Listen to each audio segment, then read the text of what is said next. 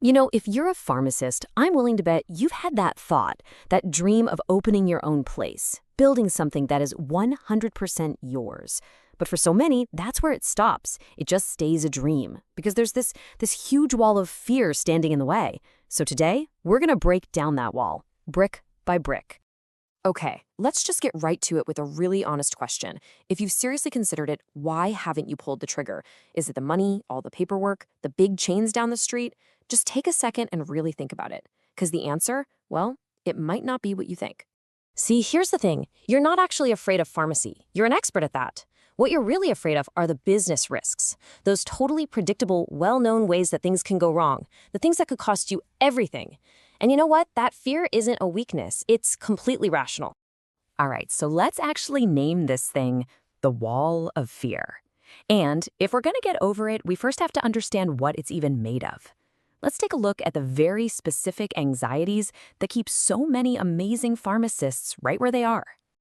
It pretty much boils down to three main buckets. First up, you've got the money risk. We're talking cash pouring out while you're waiting weeks, maybe months, for confusing reimbursements to trickle in, not to mention PBMs who can just claw back money. Then there's competence risk. You were trained as a clinician, right? Not a marketing genius or a manager who has to deal with team drama.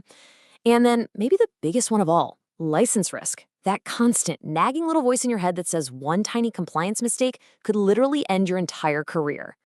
And all of this, it feeds into this thing we could call the perfection trap. So many pharmacists think they need the absolute perfect business plan, the perfect location, every single contract signed and sealed before they can even think about starting. It's an impossibly high bar that becomes the perfect reason to never, ever begin. But let's be real. Underneath all that practical stuff, there's something much deeper, isn't there? It's that quiet, personal fear of falling on your face in front of everyone.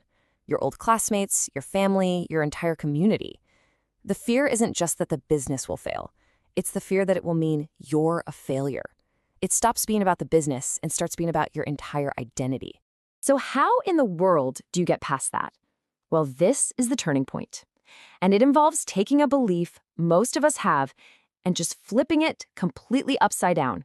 It's what we'll call the action-first secret. We've all heard this a million times, right? You just need to be more confident. The whole idea is that you're supposed to somehow, manifest this feeling of confidence first. And then, only then, will you be ready to take the big leap. But what if that's got it completely backward? And here it is. This is the absolute core truth of it all. The fear doesn't just pack its bags and leave one day. You don't wait for it to disappear. You have to act while you're still afraid. Action always, always comes first. Think about it this way. Confidence isn't the fuel you need to start the car. It's the byproduct, the exhaust that comes out after the engine is already running. You take one small, scary action, you get a small result, and that result builds one tiny, real, earned piece of confidence. It's a cycle, and it never starts with a feeling. It starts with doing. Okay, so if action is the key, what kind of action are we talking about here? I mean, you can't just jump in blind. No, you build systems. You build a practical, repeatable path that makes taking action possible. The source points to two incredibly powerful first steps. First, you go straight after that massive license risk by building systems to neutralize it.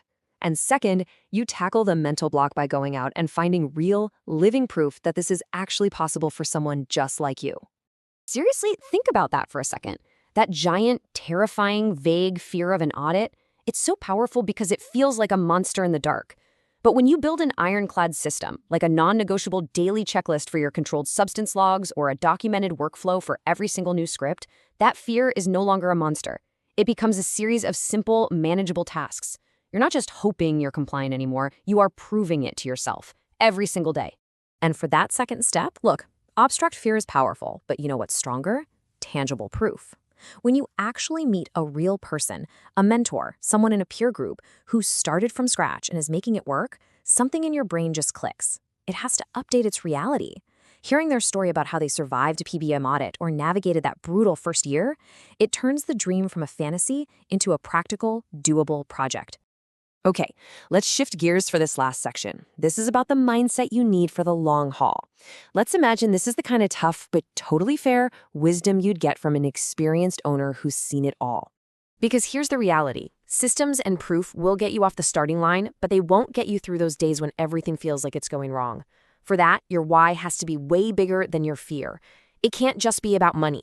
It has to be about a mission to serve your community in a way no one else is, to create a better standard of care, to build a real legacy for your family. And that legacy, it comes from a really fundamental choice. Look, the employee path is safe. You get a predictable paycheck. But you're always building someone else's business, and your potential has a ceiling. The ownership path, that's about building your legacy and creating long-term leverage with income potential that is truly uncapped. Being an owner isn't about finding a way to avoid discomfort. It's about looking that short-term discomfort, that stress and uncertainty right in the eye and accepting it as the price of admission. It's the cost of entry for long-term freedom, impact, and leverage. It's a strategic investment in your future. So that brings us right here to the final and most important question you have to ask yourself. At what point does the real cost of staying comfortable, the cost of a capped income, of working in a place you don't love, of never knowing your true potential, at what point does that cost become way more expensive than the perceived risk of starting something new? That exact moment, that's when an employee decides to become an owner.